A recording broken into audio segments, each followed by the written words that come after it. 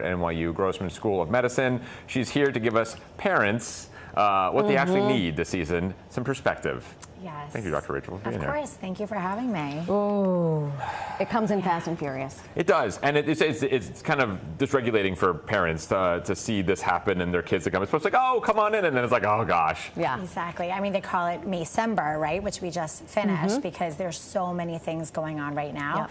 And I think the first thing we can do is kind of have more realistic expectations. Right? This is the big picture. Yes, exactly. It can be very fun, and routines get thrown out the window, and that's where really the stress can really begin, and feeling like things are really chaotic. Right. I know so many, most of them are moms who, I saw one in the grocery, don't even talk to me. I have this teacher parent, I have this, I have field day, I have this. Did you sign up for camp? This. Yeah. Whew, I know. It's stressful, but I think a lot of it is self-inflicted because you think, it's summer, we want it to be perfect. I want to snap the picture on whatever, Lake Como. Oh my whatever. God, can you imagine? Oh, I can, because my kids, kids' friends go, everyone's going to Greece this summer. It's George Clooney. How do we shake it? Yeah. So I think, again, first we need to lower our expectations, right? And also reframe the way we're thinking about summer, right? It can be fun, and it doesn't have to be overly booked and planned and structured so much, right? So really thinking about connection over perfection, right? How can we connect with our children, which we can do maybe in the backyard or at the playground or even in your home. You know, you don't have to have a laundry list of places to go and things to do. Yeah. But it is good to have structure as kind of an anchor, right? Exactly, right. So having some kind of structure is really important. It actually helps regulate our emotions and our children's emotions. Predictability, knowing what's going to come next, helps with all of that. So some anchors can be things like just having a consistent bedtime and wake up time, right? Like I always like to go back to the basics, like the sleep times, the eating times. Those are great anchors to build around, right? Maybe you have like a chunk of time in the morning after breakfast until lunch, like maybe a little bit of plan there, right? But the whole day doesn't have to be super planned and rigid. Right. It's kind of like having infants in a way, because remember it was chunks of time. It was like this much time till they nap, and then but you could kind of modify it for older kids as well. Right, and we can just break it down that way, right? At least if you know certain things, it gives the kids familiarity. It gives them what to predict, what do we anticipate, and that right away decreases stress and overwhelming feelings. But not just for the kids, for the us parents. too. Absolutely. It's our summer too. Yes. I forget that. But I think there's something to be said about if you have the structure down, then you have time. Right. Then the play. Yes, you just fill in the blanks. Right. Exactly. Absolutely. Yes. I remember this as a child myself, but also hearing from my children and my nieces and nephews, I'm bored. Oh my gosh. And I used to say, great, and just stare at, fantastic, so happy you're bored. Me too. Yeah. Am I crazy? No, not at all. I do the same thing. The other day, my son said I was bored, you know, that he was. And yes, so actually I think a really important reframe is that boredom is not an emergency. We don't need to jump in. We don't need to solve the world, right? We don't need to solve the problem necessarily.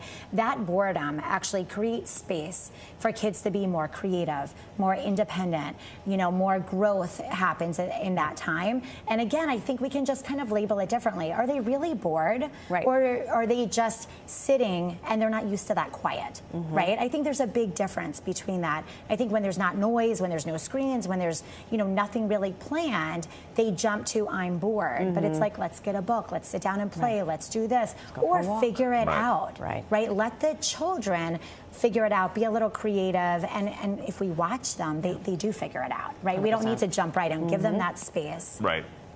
I remember saying it constantly. Yeah. I'm bored. The advice is always for kids, but you kind of target the parents. Yeah.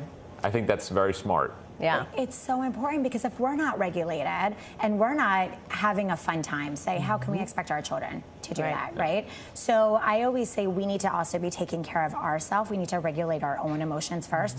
Oftentimes that means pausing and not reacting, right? Things can be stressful and chaotic, but like, let's put a label on it and then figure out what to do about it next.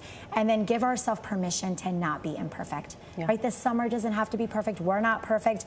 Good enough is truly good enough, and just enjoy the summer, right? Take a little stress off, less planning, and just have fun. Yeah, I know there are some viewers, and myself included, who work during the summer. I do too. I mean, we all work during the summer, and the end of school is like, oh gosh, like I totally depend on those 8 hours of school because I'm working 8 hours. Right. So what do you say to parents like that who are like, I mean, and in some cases, these kids are getting their meals at school. Yes. It can be challenging. So what do you say to our families who are watching who are dealing with that sort of thing? So it can be quite challenging, and I think we have to lean on the supports that we have, right?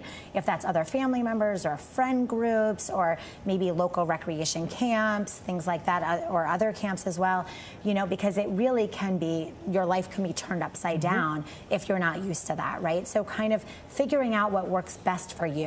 What works best for you may not be what's best for everybody else. And then again, taking that pressure off, right? Say to your children, communicate, obviously depending on their age, but like, mommy has to go to work right now. Here's a book, or take the paint out, or, you know, do something, or set up that play date. Again, lean in those supports. And again, acknowledge that it doesn't have to be perfect. Everybody's looking at what their summers looked like in the past or what everybody else's summers look like. Your summer can be wonderful without the travel and without all of those expensive camps and everything else also. Dr. Rachel, thank you so much. Of course. That's great advice. Awesome. Appreciate it. Thank you. We're going to put all of it. Yeah, all there. All of Dr. Rachel's tips on PIX11.com. You can also check out her book, When Life Happens, at whenlifehappensbook.com. Go check it out. I love it. Always great.